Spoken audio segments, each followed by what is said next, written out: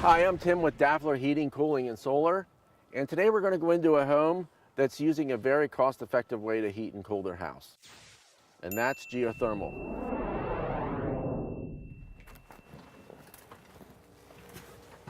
Right now, I'm actually in front of the geothermal system that we put in, and it is running.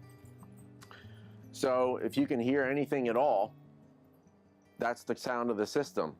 But you may not even hear that because that's how quiet they actually are.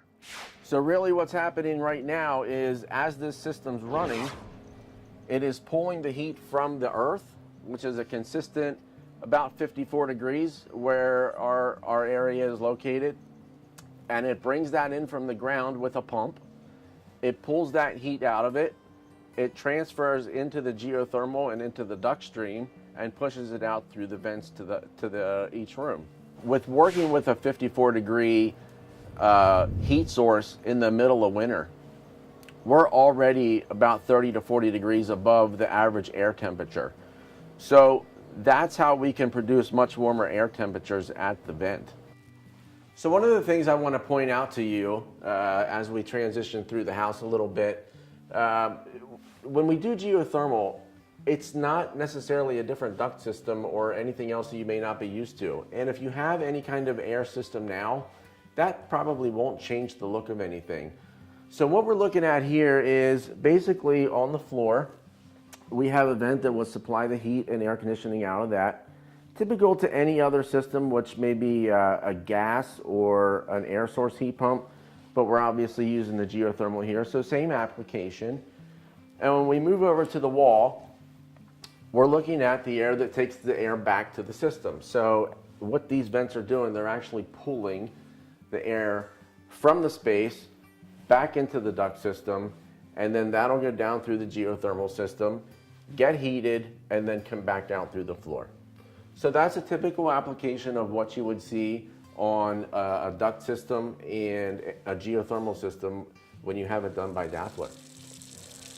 One of the features also on the geothermal that we wanted to take into consideration was we wanted to be able to not only offset the heating and cooling costs, but we wanted to offset the cost of the domestic hot water. So the geothermal, as it's running, will also preheat all the domestic hot water that's required for the home. There, again, we're offsetting about 50% of the cost of what a homeowner would typically pay to heat their domestic hot water. The pipes on the top, that's what's doing the preheating of your domestic hot water. So as this unit's running and you feel this pipe, it is very hot. That is actually going over to a storage tank that will be piped together with your existing hot water heater. So when you draw the hot water from your hot water heater, the water that's replenishing that is already heated to about 100 degrees. So you only have about a 20-degree rise there. Typically, if you don't have a geothermal, you're looking at heat that water at about a 70-degree rise. So we're doing about a 50-degree difference there. When we actually decided that we're going to do geothermal for your home, from start to finish, we're usually looking at about 2 to 3 weeks. Now what that includes is doing a site visit with the well driller to determine where we're going to put the holes into the ground.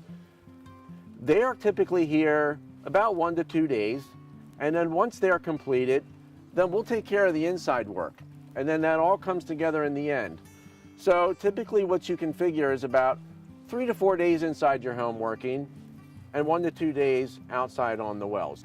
But the one thing that we do keep in mind is we understand that your property is precious. So when we're here and we're done, we'll backfill and we'll landscape it so that when you look at the property when we're all done, it's going to be like we never were here.